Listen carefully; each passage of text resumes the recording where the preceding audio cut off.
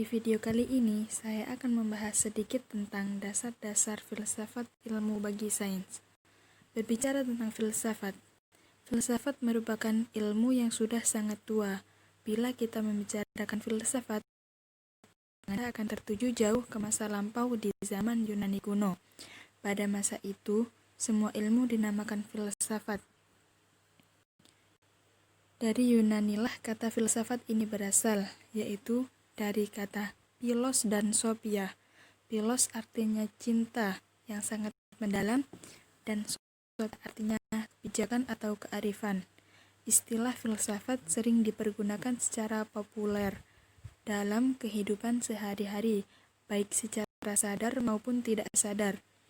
Dalam penggunaan populer, filsafat diartikan sebagai suatu pendirian hidup dan dapat juga disebut sebagai pandangan masyarakat.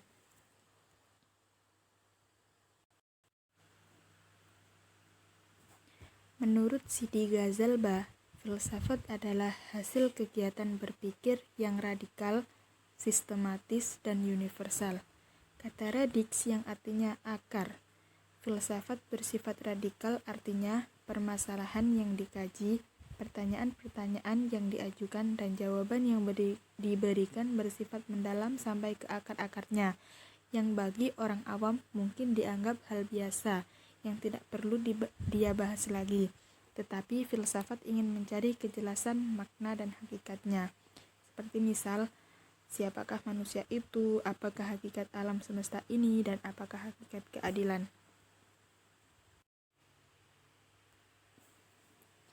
Dari sifat filsafat yang sistematis dulu.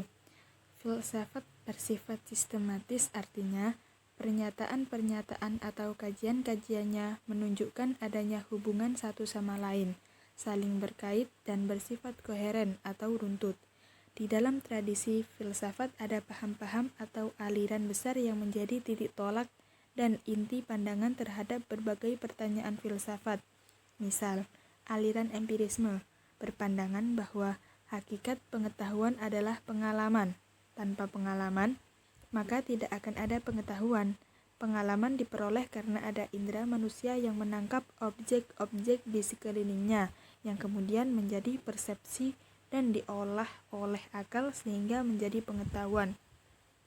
Kemudian kita ke sifat filsafat yang universal. Sifat filsafat universal artinya pertanyaan-pertanyaan dan jawaban filsafat bersifat umum dan mengenai semua orang. Misal, keadilan adalah keadaan seimbang antara hak dan kewajiban.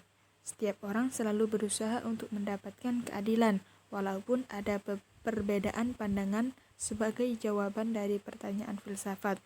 Tetapi jawaban yang diberikan berlaku umum, tidak terbatas ruang dan waktu.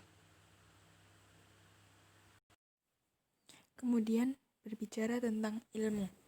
Dalam Ensiklopedia Indonesia, ilmu adalah suatu sistem dari berbagai pengetahuan dari hasil pemeriksaan-pemeriksaan yang dilakukan dan memberikan penjelasan yang sistematis yang dapat dipertanggungjawabkan dengan menunjukkan sebab-sebab hal atau kejadian itu, yang masing-masing mengenai suatu lapangan tertentu, hingga menjadi kesatuan, seperti pada berbagai pendapat filsuf yang berbeda-beda. Jadi dapat disimpulkan bahwa definisi dari filsafat ilmu, para ahli telah banyak mengemukakan definisi atau pengertian filsafat ilmu dengan sudut pandangnya masing-masing, dan setiap sudut pandang tersebut sangat penting guna pemahaman dan komprehensif tentang makna filsafat ilmu. Pada dasarnya, setiap ilmu memiliki dua macam objek, yaitu objek material dan objek formal. Filsafat sebagai proses berpikir yang sistematis dan adil juga memiliki objek material dan objek formal. Dimulai dari objek material. Objek material mencakup segala yang ada, baik yang tampak maupun tidak tampak. Objek ini terdiri dari 3 bagian, yaitu yang ada dalam alam empiris, yang ada dalam pikiran, dan yang ada dalam kemungkinan. Kemudian objek formal. Objek formal dilihat dari sudut pandang yang menyeluruh radikal, dan rasional tentang segala yang ada. Kemudian, apa sih tujuan filsafat ilmu? Apa sih fungsi filsafat ilmu? Ya, betul. Tujuan dari filsafat ilmu salah satunya adalah mendalami unsur-unsur pokok ilmu, sehingga secara menyeluruh kita dapat memahami sumber, hakikat, dan tujuan ilmu. Kemudian memahami sejarah pertumbuhan, perkembangan, dan kemajuan ilmu di berbagai bidang. Sehingga kita dapat mendapat gambaran tentang proses ilmu kontemporer secara historis. Kemudian mempertegas bahwa dalam persoalan sumber dan tujuan antara ilmu dan agama tidak ada pertentangan. Kemudian fungsi filsafat ilmu, yakni melatih berpikir radikal tentang hakikat ilmu, melatih berpikir reflektif di dalam lingkup ilmu, menghindarkan diri dari memutlakkan kebenaran ilmiah dan menganggap bahwa ilmu sebagai satu-satunya cara memperoleh kebenaran.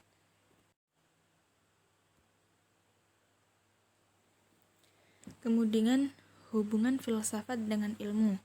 Filsafat mempunyai objek yang lebih luas, sifatnya universal, sedangkan ilmu-ilmu pengetahuan objeknya terbatas, khusus lapangannya saja. Kemudian filsafat hendak memberikan pengetahuan, insight atau pemahaman yang lebih dalam dengan menunjukkan sebab-sebab tetapi tidak begitu mendalam. Kemudian filsafat memberikan sintesis kepada ilmu-ilmu pengetahuan yang khusus, mempersatukan dan mengkoordinasikannya. Dan lapangan filsafat mungkin sama dengan lapangan ilmu pengetahuan, tetapi sudut pandangnya berlainan, jadi merupakan dua pengetahuan yang tersendiri.